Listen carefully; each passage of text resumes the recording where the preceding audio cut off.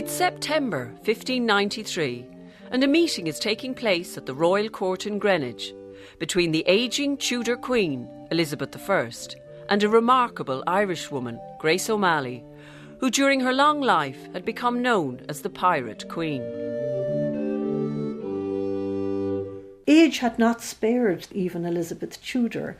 The famous red hair had given way to a wig. Her face was a mask of rice powder and rouge to hide the ravages both of age and of smallpox.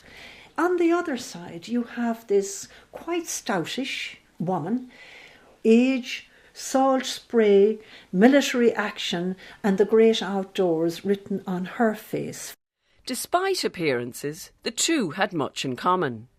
Grace O'Malley was born in Ireland around 1530, the same year as Queen Elizabeth I, and both of them had flouted the traditions of the time, becoming powerful leaders in spite of being women.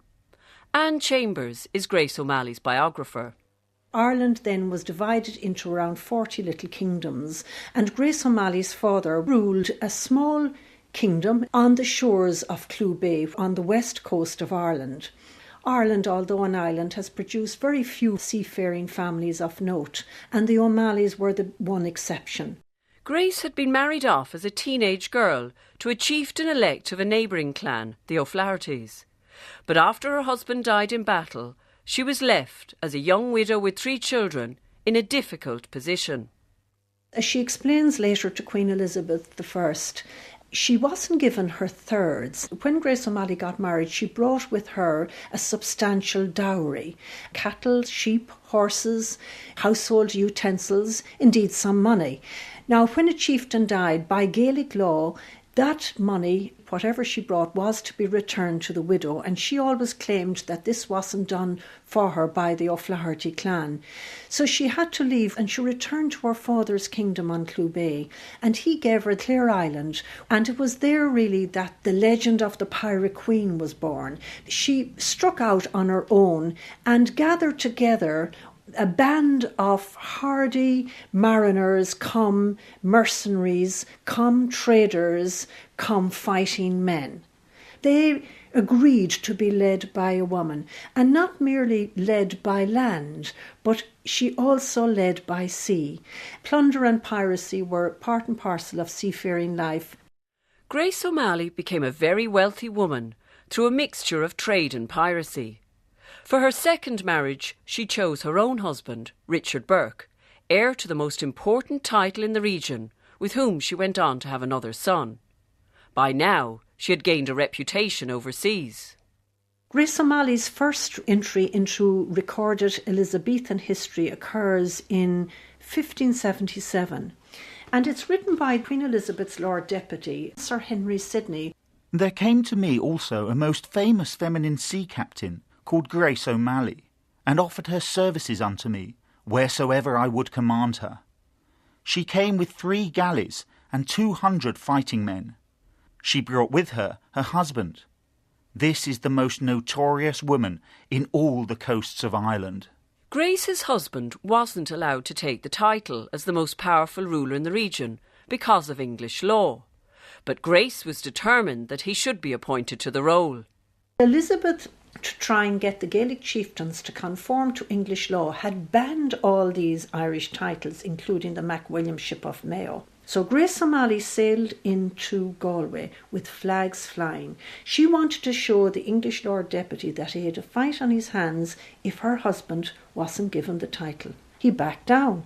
But life changed radically for Grace with the arrival of Sir Richard Bingham some years later as Queen Elizabeth's governor of the province of Connaught.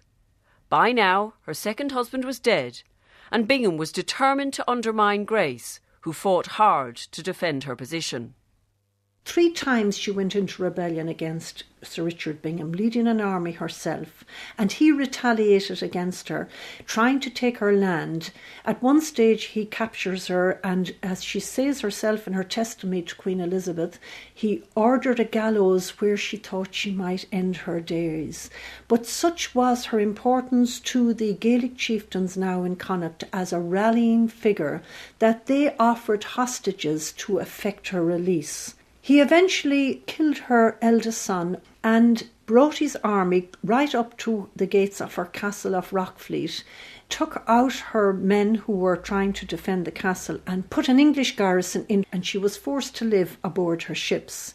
In the spring of 1593, Bingham captured her most beloved son, Toby, of the ships and charged him with a trumped-up charge of treason. Backed into a corner, Grace had no option but to write a letter of petition to Queen Elizabeth in 1593. She tells her that for 40 years, she's done her best to defend her people, but that Sir Richard Bingham has come in and has really forced her to oppose him. So she's trying to put the blame on Elizabeth's own governor for forcing her, Grace O'Malley, to oppose Elizabeth. So it's a fantastic way to try and get the Queen's attention and hopefully get Bingham off her back. In the letter, Grace promised to be loyal to the Queen.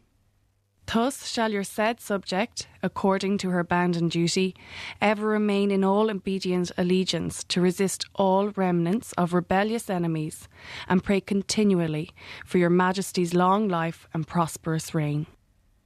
Several months later, Grace made her way to the court of Queen Elizabeth, having got a letter of introduction from one of the Queen's favourites. The letter didn't really get to the Queen because it had to get through the famous Lord Burleigh, the Queen's Secretary of State.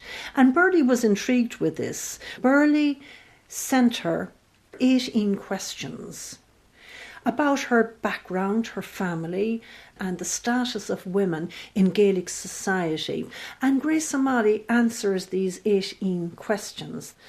When Burleigh saw that, he became even more intrigued and he presented them to Queen Elizabeth, who in turn said, "Gosh, I have to see this woman that I've heard so much about."